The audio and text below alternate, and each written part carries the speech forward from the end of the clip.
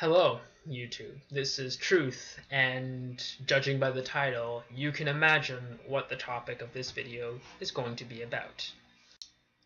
But firstly, I would like to say that I will not be touching most of the arguments here in great detail. I might do a brief skim over a few of the arguments that have been said, but I will not go in depth. I will do that when I have the time and the patience to really go through the entire debate video thoroughly. So what am I doing here? Well, I am here to illustrate my views as to why I think this debate was entirely pointless. No matter what was said between Bill Nye and Ken Ham, this debate really should not have happened. Now, first, a word of warning before I get into any of the actual discussion.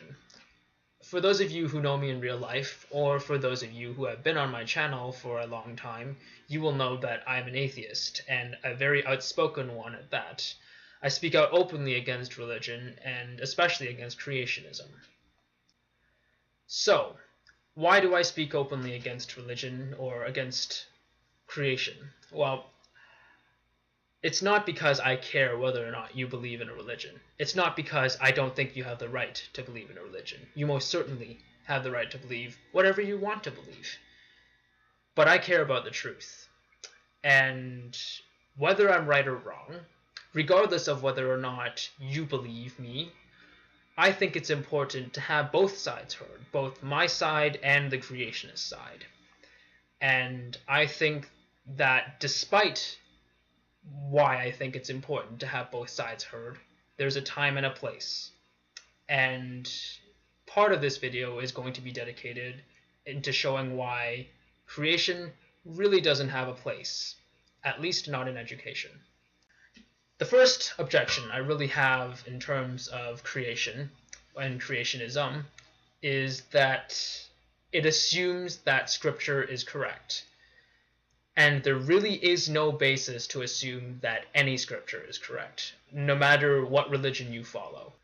The fact that there are multiple religions and multiple denominations of multiple religions by itself should really show that not everyone has the same idea of what this creator supposedly is. What if you were to say, well, all creationists share one thing in common.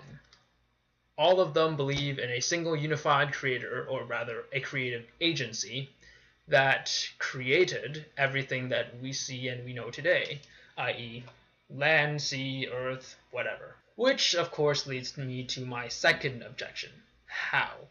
How do you go about proving that a creator or creators or creative agency or whatever, how do you go about proving that they created something? How does a supernatural being create something? Under what circumstances? Using what mechanism does this creator create something? How is it done? Is it magic? Is it something beyond our comprehension? And if it is beyond our comprehension, then why bother even talking about this at all? Why bother talking about creation if it is simply all beyond our comprehension and therefore beyond all of our abilities to prove?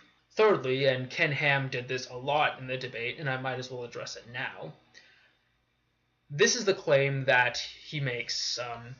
My colleague is a Christian and a creationist, and he has a PhD in biology or physics or quantum mechanics or whatever.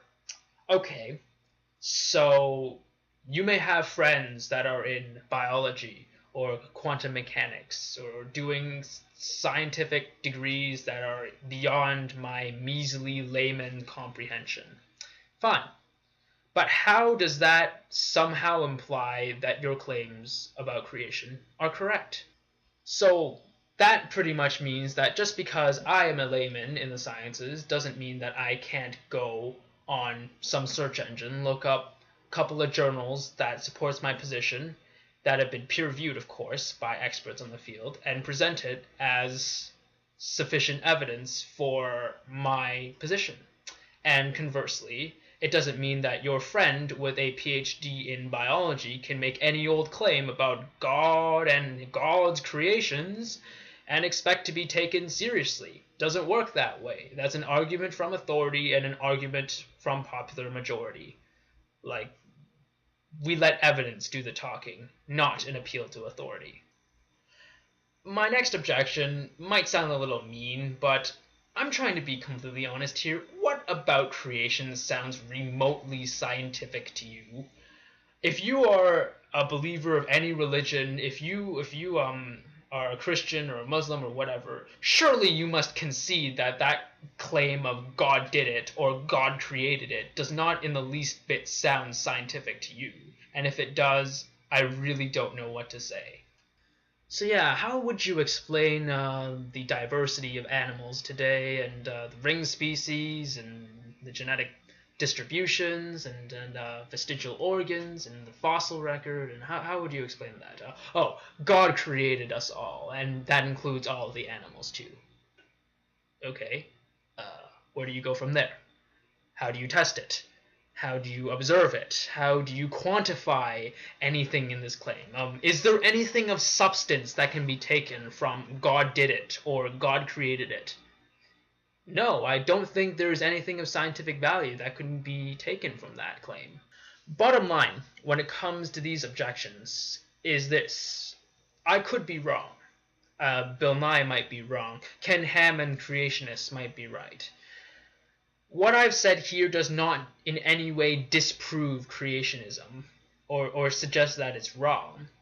But what it does suggest is that there is no scientific basis for creationism. It cannot be considered a scientific topic. Creationism pretty much breaks every single rule in the scientific book from the get-go. It, in and of itself, contains an element of the supernatural, which is an unfalsifiable concept. Science cannot account for unfalsifiable concepts.